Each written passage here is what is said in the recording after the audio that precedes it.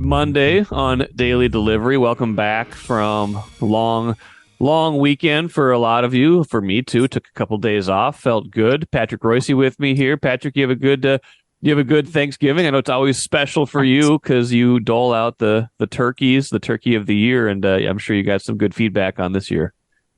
Yes, I did, and we joined the masses at Jack's Northeast for Thanksgiving dinner, and they put in a good crowd for that. We got there at 3 in the afternoon, and it was jam packed. So that's become a semi tradition for us to go to Jack's. So it was a good enough day, and now we got 3 NFL games on Thanksgiving Day, and then they had to sneak into Black Friday too. Yes. Those scumbags, those profiteering jackasses won't even let college football and the Prep Bowl have the day by themselves. They gotta get into Black Friday too. They want all your money. They don't want just 90% of it. They want all of it. Those NFLers. But, I was wondering too when I remembered at the beginning of the year when they had announced that game was scheduled or whenever it came out. I wonder if they've ever had a sequence where they've had games scheduled on 4 out of 5 days in a row, because they had Thursday, Friday, Sunday, Monday now, right? So they're just used to just be the good old days, Patrick. It was Sunday football, then the Monday night game, and that was it. And well, here's the thing about them: they have a free farm system. This isn't like baseball. This isn't even like hockey. You have the colleges provide you with a free farm system, and you still won't let them have their own day. You still are trying to steal all their money. They are the worst human beings as profiteers. They are the worst. The NFL and all their owners, and they want it all. They want billions. Ziggy's making $250 million a year cash, and they want to put $280 million into the stadium over the next few years to maintain it. It's still new. It drives me crazy. And by the way, I was at that dump for the Prep Bowl. I hate that stadium. You got to try to go get a hot dog. You got to walk around for about an hour and a half for the Prep Bowl, and they don't let if you got tickets for the second game, the Prep Bowl game, you got to stand out there. You can't go in and wait. You can't go in and watch the game. It's they make them stand in these long herd lines. They hate the fact that they have to have the Prep Bowl there because they can't charge them the normal rent, because it's in the state law. People's Stadium. It's the People's Stadium. They're just the worst. The people who operate that thing, they are just all in it for every buck they can make, and they don't. They threw out baseball. They treat the Prep Bowl people like cattle who come to the games, and but as it turned out, the Prep Bowl had some great games, so that was fun. I was there Friday, Edina Centennial, big crowd. I bet it had to be $6,000 from each town, I would think, and then. Each Centennial's not a town. It's whatever it is. Circle Pines, I don't know. It's a monopoly up there. But anyway, that was a heck of a game. And then the 5A game was terrific too. Chanhassen beating St. Thomas Academy, a big comeback. So anyway, they had good games, and that was it was good crowd in there Friday. But if you wanted to go to get a hot dog, they don't have any concession stands open on the main level. You got to go down and I don't know. I hate that place. Can't stand it. Bring back the Metrodome.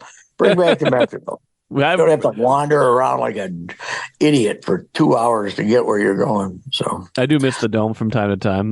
The primary tenants of the People's Stadium will be playing tonight, so we won't be talking too much Vikings Day, although I'm sure we'll set that up. But in an atypical fall Monday here, we'll talk a lot of Gophers, a lot of Wild, which dovetails nicely into your Turkey of the Year, Patrick, and probably get to some some other stuff at the end, some Gophers basketball, volleyball, and some Twins free agent news as well. But yeah, Patrick, let's start with the Gophers. They lose the Axe game. They're up 14-7 in the second quarter. Things are looking okay, if I'm not mistaken, and then they don't score the rest of the way. Wisconsin's probably, even in a down year, Wisconsin's just better than them. And they finished 5-7, so they were all, you were up. I saw you tweeting about it. I was up still too, to see if they were going to get that last bowl spot, Patrick, to see if they could, if their academic progress rate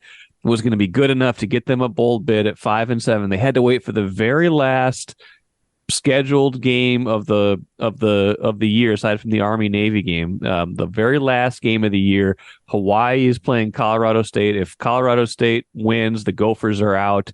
Colorado State makes a big rally, ties the game, and then Hawaii wins on like a 51-yard field goal. There's just these weird coaching decisions all along, up and down the way. We'll talk about that. But Gophers, is it worse almost that they get this, or get this bowl bid at 5-7, because now they have to be in this kind of public space for another few weeks while we're just here, making fun of this program and the season they've had? Oh, I think it's fun because we can make fun of the greatest BSer we've had in Minnesota history. I now put him ahead of Tim Brewster, and that is something. I put him as far as just slinging it. After his performance after Saturday's game about the realignment, and he knew it was just going to be this way all along. Realignment season, yeah. It's a realignment season, and then he's rattling off the 4 or 5 wonderful qualities of this team that have nothing to do with winning football games. And he was on a roll. And we always go to a bowl game. When we can go to a bowl game, we're very proud to go to a bowl game. And except in the pandemic year, they got a chance. They had a rotten team that year, and they had a chance to go to a bowl game. And because of course everybody was looking for teams, and he didn't. He decided the university, that might have been a university decision, not to bother to go. But this is the fact of that, I didn't realize until I read RJ's story this morning. They needed one of the academic schools to lose also. Yes, Wake Forest, right? Wake Forest was hand carrying its students, the football players, through the university even better than we were, which is, it's impossible to flunk out now. It's impossible. Yes. They just hand carry them through there. It's all, the idea that. Here's the other reason I think we really have a pretty good, whatever they call it, APR or whatever it is. Yes. We don't have many 4-stars. 4-stars, they don't pay much attention to academics because what the heck, they're going to go play somewhere probably. Right. But we got so few 4-stars, it gives us a much better chance to have a good grade point because, the 4-stars transfer and, go other places and leave. So the fact we've had lousy recruiting, I think, really helps our academics. So anyway, that helps too. I think we're calling it a readjustment year, not a realignment year. Sorry. No. I saw both. I saw readjustment. I saw both. I was listening to the post game, and he had Justin Guard was lobbing his softballs, and he called it a realignment. Okay, realignment. Then I think when he went in and did his press conference, it was a readjustment. Got it. So he readjusted already. He had his phony speech screwed up there. He didn't, but we'll be hearing about that. So I don't know. The readjustment might have to be getting a new quarterback, right? Yes. The kids, he's going to be in August and September. They were PJ was telling us he was going to be an NFLer, and now, he shows some talent at sometimes. Sure. But he's just too inaccurate. He throws it at the feet and throws it over their heads, and then they don't. I think coaching wise, this was Fleck's most embarrassing year though, because of the fact that they ran out the clock rather than try to win games. Yes. Ohio State, you go down there, your only goal is not to give up 50. Wisconsin, okay, they got the ball and the clock's running, and the chances of you getting 2 touchdowns in the last 3 minutes are probably zero. But you don't call you leave the field with all 3 of your timeouts Yeah. before they have scored again. Don't you? Yeah. What do you go? When there's 3 minutes left, don't you start calling timeouts, hoping they Yes. fumble or something? Yes. I Sure. don't know. It's let's get off the field and we can say it was a respectable game. It's amazing. Yeah. I keep saying his over the top personality does not fit this absolutely conservative style of Right. football he likes to play, and it's he's got an ego there that is somehow tied to never really getting hammered, to Yeah. keep the score more respectable. And he didn't want Wisconsin to. He didn't want to give Wisconsin time to score another touchdown and make it 35-14. So we won't try to get a turnover or something in the last 2 minutes and get a miracle touchdown or recover an onside kick. Right. It's not. It's just let the clock run out. I don't know. They did the same thing in North Carolina. A bunch of my friends and I went to that game this year. Yeah. It was the same thing. They didn't want to lose too big. Once they realized they weren't going to win, they didn't want to lose too big. By the way, second toughest schedule in the country when the year started, ended up 38th. Is that right? So because of the Big Ten West. So Yeah. I looked it up. Yeah, I looked it up. I don't know if that was before the Wisconsin game or not, Okay. but I looked up the list and it was 38th. So he can't give us that lingo either. No. So 5 and 7. It's not. They just weren't good this year. They weren't good. No, they didn't have the players. That was it. And 2 years ago, worst recruiting class in the Big Ten. So now they're sophomores, but actually most of them are freshmen, right? Redshirt freshmen. Yep. So obviously it didn't have many players in that group. So no matter how people talk about those recruiting ratings, they don't mean that much. And maybe with the transfer portal, they don't mean as much as they used to. Yeah. But look who are the top 10 every year. Yes. It still you matters. Look at you look at the top 10 recruiting thing, and they're playing for the conference titles in all their conferences. Yes. So, anyway, the funny thing is, if I go to my favorite website, Gopher Hole, they're on the hundreds of Gopher holders who've now turned on him, just like they did Brewster. 2000, Brewster's second year, because I was on Brewster from the first day press conference, and he was 7-1, and it was, we got to get this guy signed. We got to get him signed to an extension. We can't let him get away. And then when I went south and went to 7 and 6, 2009, and then we knew he was never going to make it. They forget their past over there. They forget all the accolades that they've sent in the past. And now, what do they think? He's not getting fired. He's got 3 more years here. Don't worry about it. It would have to be. He'd have to be 5-7, 3 straight years. 5 or 7 or worse. Yeah, he's going to be here. Yeah, he's got more. He deserves. I mean, the last 3 full years before this, he won at least 9 games, like counting the bowl games. Like soft schedule or not in the Big Ten West, he had a good run. We're not saying he hasn't had a good run. We're saying this year was bad. Yes, they were terrible, and the losses, the quality of the teams they lost to has never been this bad. The quality of the teams they lost to. I mean, okay, they lost to Ohio State and Michigan. Yeah, that's going to happen. But lost to North Carolina, that's fine. But but then the teams in they ended up. They ended up 3-6 in the Big Ten West, which might have been the worst Big Ten West of all time. I did like the fact that Ferentz's, after he wins another one, 13-10. He's still mad. 13-10. He's still mad about the punt. Yes, he is. Because they'd be 11-1, and it would be hilarious if that rotten team with that pathetic offense was 11-1. Wouldn't it? They'd be rated like 8th and go to some big bowl game. Yeah, they would. He's lucky. He's lucky he doesn't. It'll be interesting. Now we'll get the ultimate test of the Iowa defense at the Big Ten championship on Saturday. So Michigan, we'll see if they hold somebody to 20 points again. It's for real. But Hey, Mike, the over and under on Saturday, 25. They keep they keep 25. they keep lowering Keep it, and they moving it can't. down. They can't beat it. No, but this one was 10-10 at Yeah, halftime. Then they yeah. end up only kicking a field goal in the Yes, last minute. it's So beautiful. once again, the under went from when it was 33 and a half for a game about Yeah. a month ago. That was like the second lowest it had ever been. Now it's Then they lowered it to more 30 than a and a half. touchdown Then they less lowered now. it to 28. Then they Yeah. lowered it to 25. And It's it's like they're still it's like they're daring him. It's like name that tune. It's like I can go lower. No, we can still go lower than that. unbelievable. Unbelievable.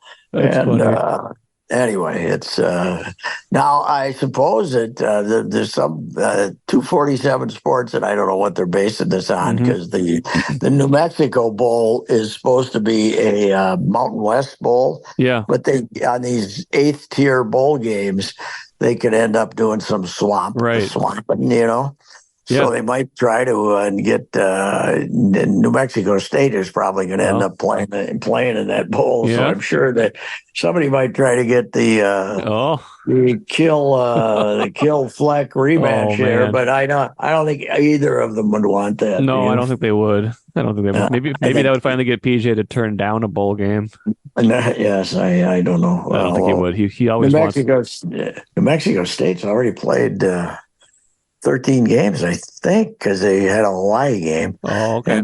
And then they played Liberty this week, and they'll probably get beat. So, but they 10-3, and you know it's. But I don't think they're.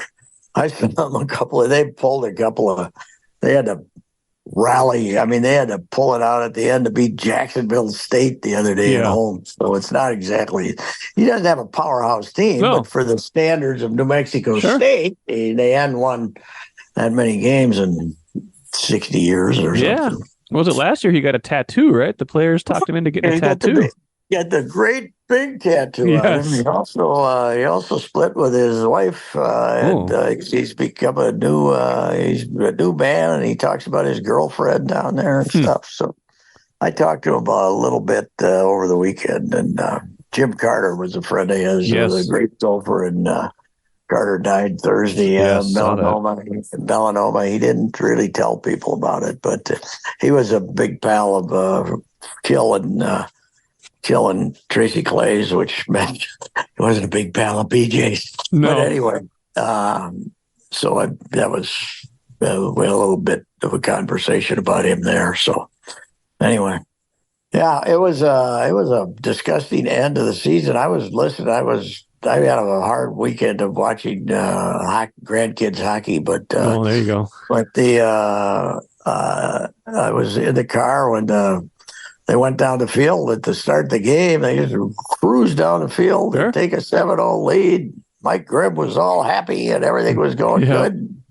I kept checking my phone. They got another touchdown, and that was it. That was it. Yeah. This was a terrible team offensively. Yeah. Terrible. They just no consistency, just bad. Like receivers dropping passes. Kalikmanis can't, it's crushing drives with incompletions. And that, like you said at the beginning of this segment, like that'll be the hardest thing to know. Like, can you go get and do you go get a portal quarterback to replace him or at least give him some competition so it's not just his job again next year? And then you got to be right on the portal. I mean, Yes. the Nebraska's first choice was that Sims kid from Georgia Tech, who was a pretty good runner, but they had to, he screwed up the start of their season. He lost the game of the Gophers up here, and they ended up having to bench the guy after 3 Right. games, went to other quarterbacks. So just because some guy has, you're taking some guy from Georgia Tech, which had a terrible year and got their coach fired, and you think he's going to come up and turn your program around. It's got to be somebody that's got some competence to him and a good background, Right. not just anybody, Right. Well, but according to PJ, we don't have any money to give anybody. So right. Well, in this case too, usually the kind of quarterback they could get at this stage of their program would be, either someone from kind of more of a mid-major program who wants to take a step up, or someone who's kind of lost lost the battle at some other school, and that, so you're taking a chance on somebody at that point, no matter what. Yes. Well, that Graham Mertz ended up as a Florida quarterback, right? I think he did, and Is he that got right? hurt. Okay. The guy who was a stiff at Wisconsin, and he ended up down there, and they were bad too. So I mean, by Florida standards, they didn't do anything. So it's not. Oh, good, we got a portal quarterback. Maybe we can get that kid from Vegas that we had about 6 years ago that was going to turn the franchise. Oh, What was the name of that guy? oh Remember that man, guy? who was He that? was, by the third week of the season, they had him turned into a linebacker. I can't Oh, who remember was what that that? guy Yeah. was. Oh, We were excited about him, man. I think that was PJ's second year in 18. I yeah. can't Oh, remember what his name was. these names come and go. There's been too many. It's just Grand Casino would like to take a moment and salute the true football fan.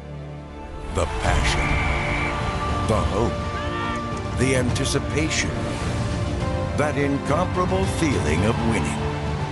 Grand Casino would also like to take a moment to remind you that you can find all that anticipation, thrill, and winning at Grand Casino. Grand Casino, let your story begin.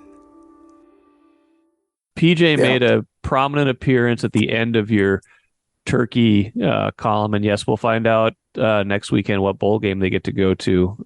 But the actual Turkey of the year was 20 years of wild hockey, and when you parse it, Patrick, think about this. Think about this franchise, and I'm sure you thought long and hard about it. And it's not just the poor fans who have given their hard-earned money and come back for more of this, but like this is a league, Patrick, where it's salary cap league. So you've got, of all of the professional leagues here, this is the one where a Minnesota team should have the most advantage, right? Like it's a salary cap league where free agents want to play here, where it's an actual destination franchise, and you've won 2 playoff series in the last 20 years. Is that right? 2 playoff series in the last 20 years. 2 under Mike Yo, the one we couldn't.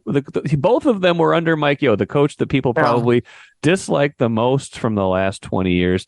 Ends up being the one who has actually done even a little bit in the playoffs. But you're right. When you add it up, it has been an extremely disappointing run for this team. They were deserving turkeys, and I hope you got the applause you deserved.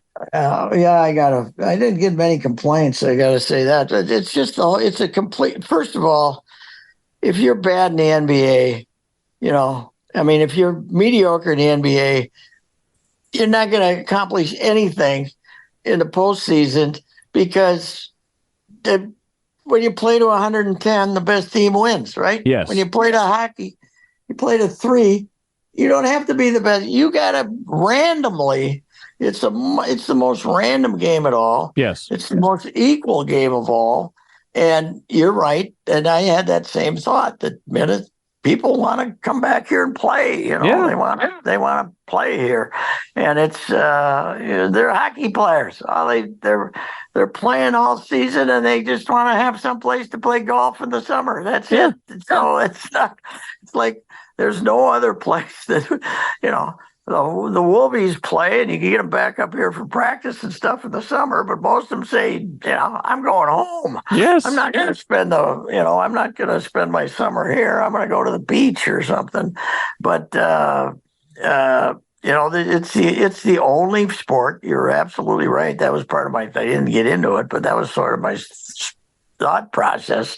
When you think about it, when you think about the loyalty of the customers. Now, this isn't going to one game a week like the Vikings fans do and think they're really, they're really loyalists.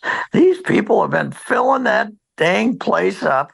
And I was talking to a ticket holder, and he was paying $82 for a ticket in 18, and now he's paying 108. It goes up $6-7 every. That was through a pandemic too.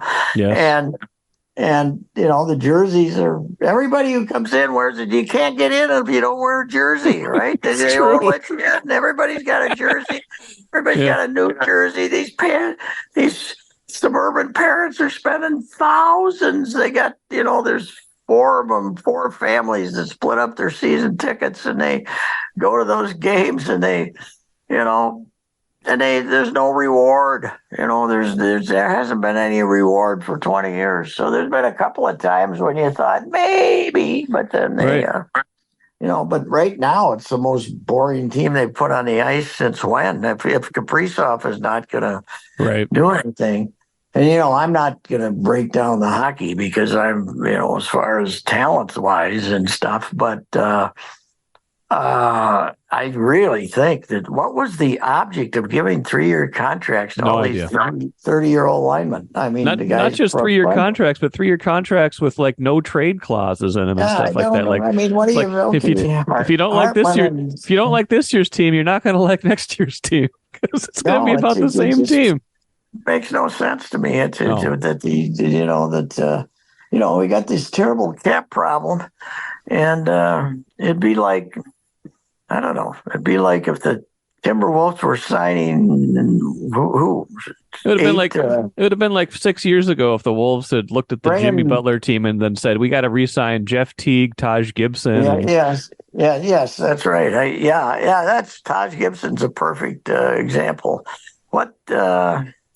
I don't get it. I don't get it. I didn't get it either. I didn't get it when they did it. I still don't get it because now they're locked into this idea unless they can still move these guys when things go bad. And Patrick, they've lost 7 in a row now. 7 in a row. I saw that first time since when? Since the 15-16 season. I went back and looked at that. You know what that 8-game losing streak led to? Mike Yeo getting fired. It was up to the point where he got fired, and they gave the job to Torch for a little while, and then they hired Boudreau after that. We right? liked Torch too. We liked Torch. Why didn't they give Torch a job? But anyway,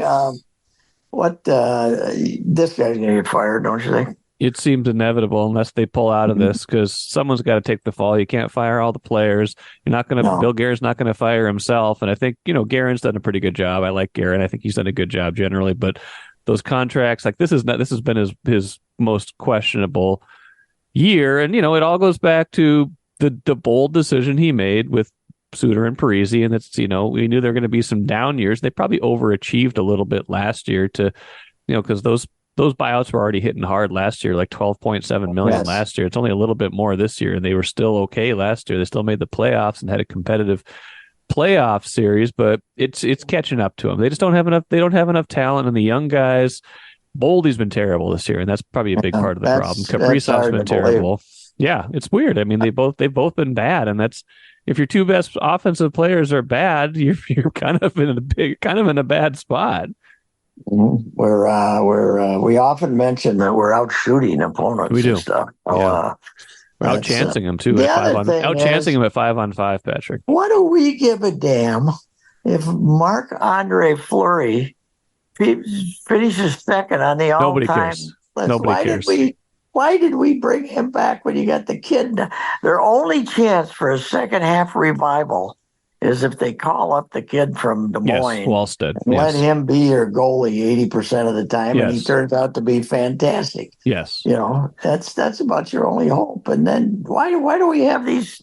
And they also gave Gus the Bus a 3-year contract, right? Yes, they did. Yes. I mean, what was that about? He said, look at his career. He's a goalie. Mediocre goalies are good 1 year and rotten the next. So I don't know what they were doing. He was Case Keenum. He had a Case Keenum year. He was. He had a Case Keenum year, and instead of letting him go, we paid him. I guess is how you look at it. But he was awfully good last year. But you're right. Goalies can be up or down. I think that the Gustafson contract was what it was, and they could have let him go to arbitration and had him for 1 year, right? I think they that's didn't right, have to give him a 3-year contract because he was a restricted free agent, right? Is that what he was? Yes. So you could have kept him. Make him prove it again. Make him prove it again. It's a goalie. They're nuts. Yeah. They're all crazy. They're goofy. Yes, they're goofy. Yes. So sometimes they're good, sometimes they're bad. Remember Jake Allen? Yeah. Jake Allen. Our last big hope was when Jake Allen shut him down and upset him after they had the great regular season. Yes. And then that next year he couldn't stop a volleyball. Right. So that's the way goalies work. I don't know. Yeah. I don't know. 7 in a row. Was it 5, 10, and 4? So really 5 and 14.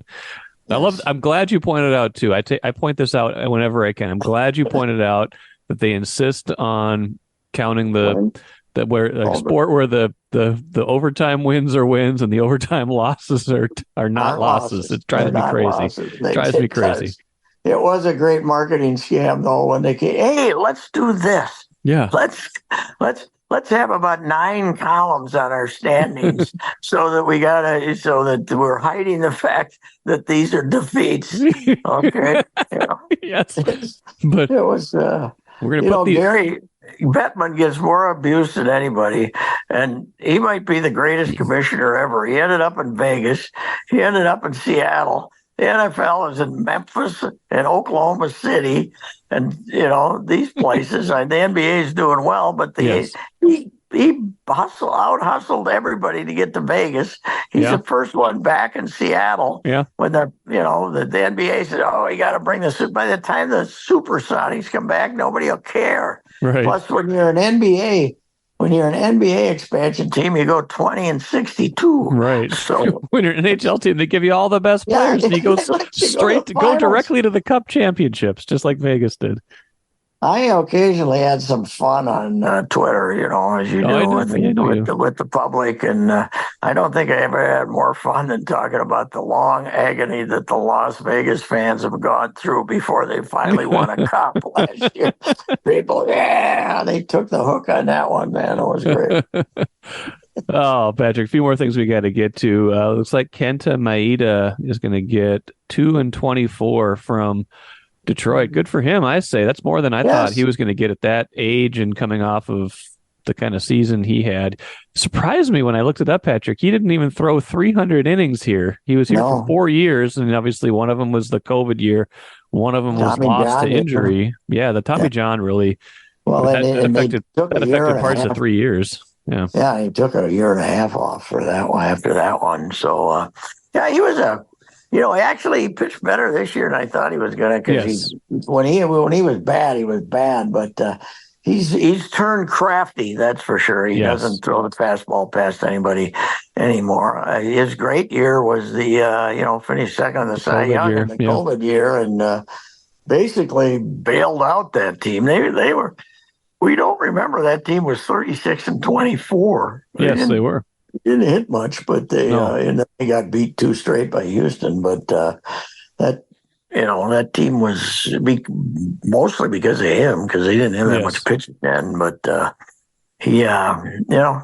good for him, Detroit. He's not the kind of guy that you're going to sit in a clubhouse before the game and say, "Oh shucks, we got to face Kenta." But he could be, if you're not sharp that night, he can dazzle somebody.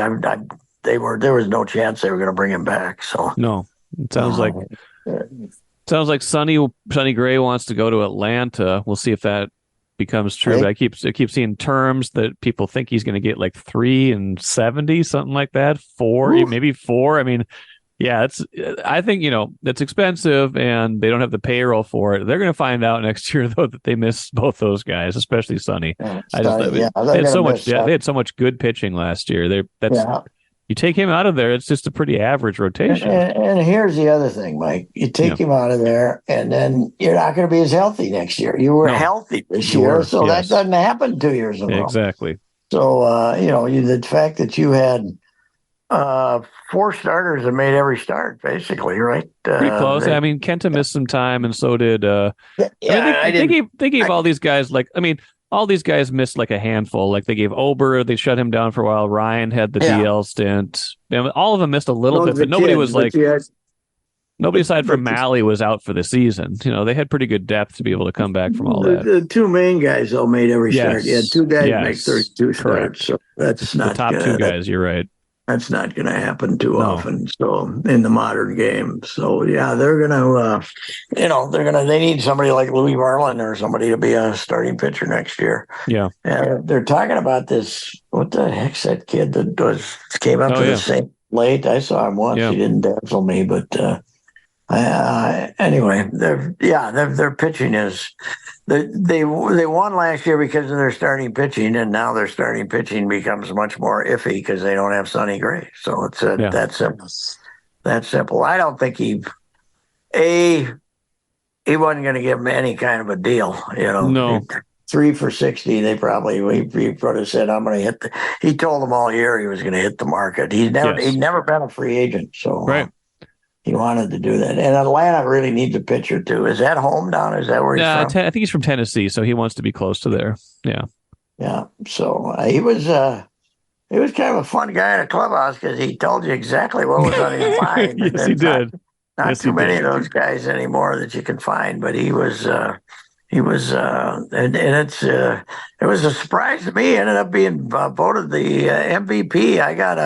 I voted for Duran because I figured that, without all those years that got screwed up because they didn't have a closer, that he was probably the most important guy they had because even though they weren't all the cleanest, they still finished dang near all of them when they put him in there.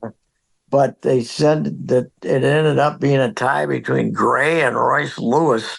And those of us who hadn't voted for either of those guys were asked to re-vote for one or the other, and I voted for Gray over Reusse Lewis. So we got a little bit overamped on the Reusse Lewis impact, I think. So anyway, Sonny Gray, MVP, Pitcher of the Year, all the good awards here. So he'll be missed. He will be missed. Gopher basketball lost by 18 in San Francisco. A big game by Bill Russell. I must have been. I don't know who are they. Who's they? How are you? Why are you losing by 18 at San Francisco? Unless you're just bad again, right? Well, according to the Great Babu, Nadine Babu, yes, she checked that they had the turnstile for the game with Pine Bluff was 3,500. Yikes! It is done over there, and don't get me started on the idiots not playing St. Thomas. Oh yeah, well, Lavelle quoted him the other day. He got him on record, right? He got Ben Johnson on record. It doesn't do us any good, Ben. It puts 10,000 people in the stands instead of 3,500. Yes, that's what good it does you. So those people who go to the game with 3,500 say, "I'm never coming back. This is the most boring building I've ever been in." If they go to the game when you got 10,000 people in there, they say, "Boy, this was fun. Let's do it again." That's why, Ben. Come on. I don't want to be flippant about a man's livelihood either, but that might not be Ben Johnson's problem much longer. No, that is true. And,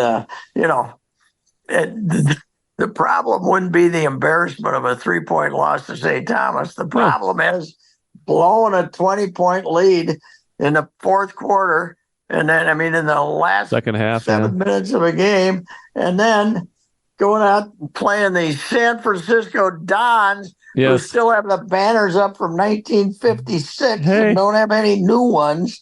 And going out there and getting beat by 18. That's the problem. It's not that, oh, man, would it be embarrassing if we lost to St. Thomas or South Dakota State or North Dakota State or somebody who gets some people in that building. Right. That place is a dump when there's nobody in there.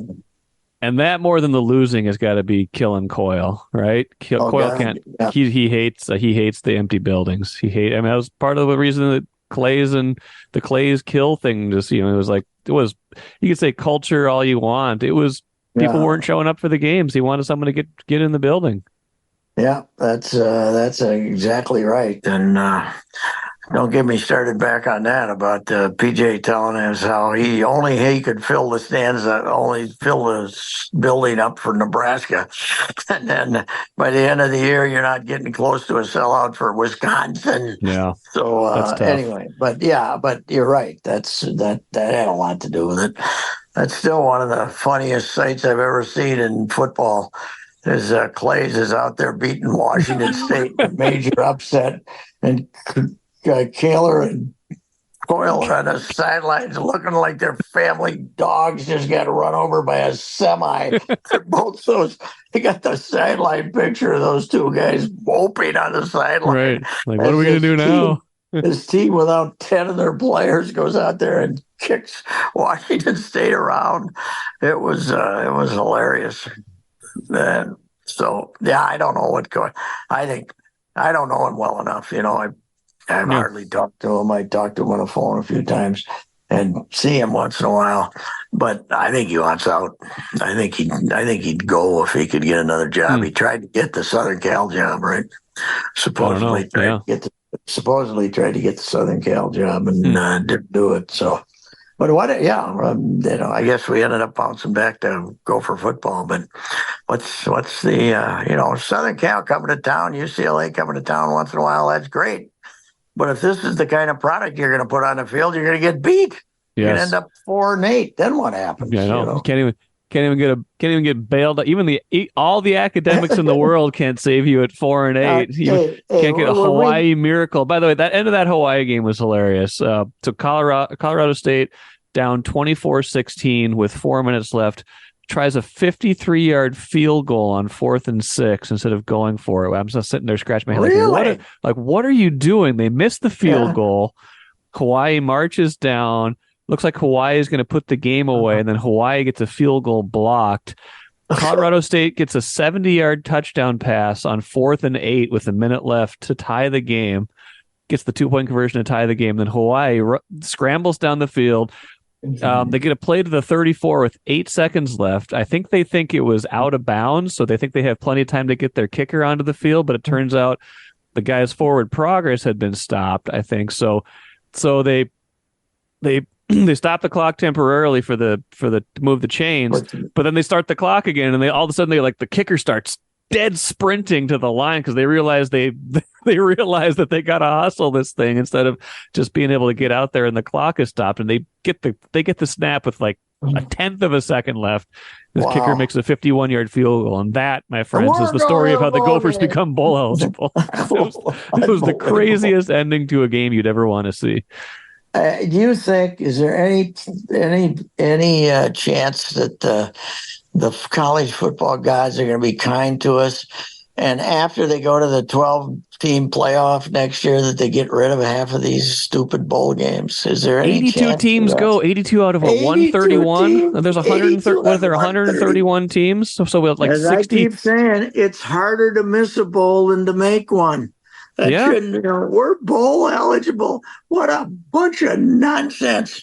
There's nothing that drives me crazier, of course, as a lifelong, kid who grew up in the 50s. The only thing he cared about was Gopher football and the state basketball tournament, and into the 60s. And now, you won't be, can we ever go out there and play the West Coast champion of the Rose Bowl? That's all that counts. Now there is no West Coast. No. Now there's no conference out there. It's just unbelievable. Important, and to contrast that to the Gopher volleyball team is kind of like sweating it out. They're 12-8 in the Big Ten. They had to sweat it out to see if they're even going to get in the tournament. They did. Who they play in the first round? I can't remember Utah State. Utah State, and then they're in the Creighton bracket, right?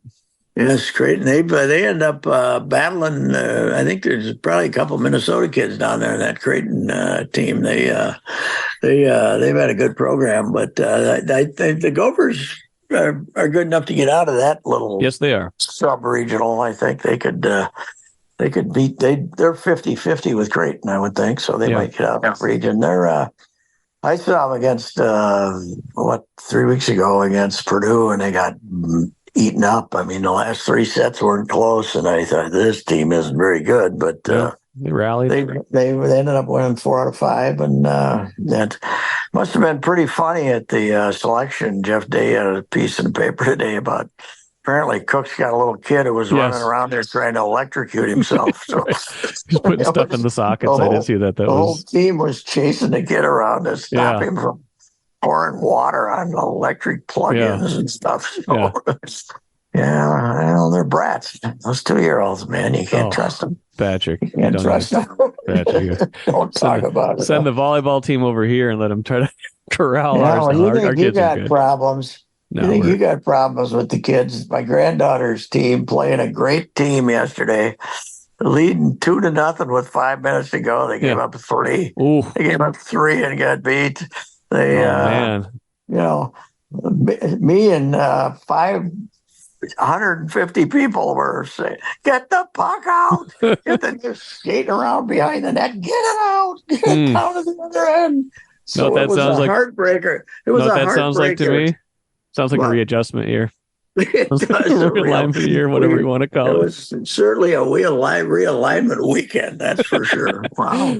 Oh, Unbelievable. Our wow. goalie was a wall. The good news is, until the end there, when there were a couple of rebounds, she was a wall, or they would have gotten beat 10-2, and we wouldn't have had to worry about it. No. So anyway, it was that was the famous cake eater tournament out at Edina. You got to give them credit. They took they made that the time. They just, because everybody called them the cake eaters, they made it the cake eater tournament. It's probably the best girls, young 10, 12, 14-year-old girls tournament in the state. So they get a good quality. Look out for Stillwater and 14-year-old girls hockey, though. Okay. It's a good scouting report. Yes. Okay. Well, we'll see if the Vikings win tonight. Vikings Monday night against the Bears. They're only favored by like a field goal. I guess nobody's respecting Josh Dobbs and everything he brings to the table, but we'll see. They win easy tonight, don't they? They're the Bears. They're the Bears. Yeah, they stink. Yep. Okay. All right. See you, Patrick.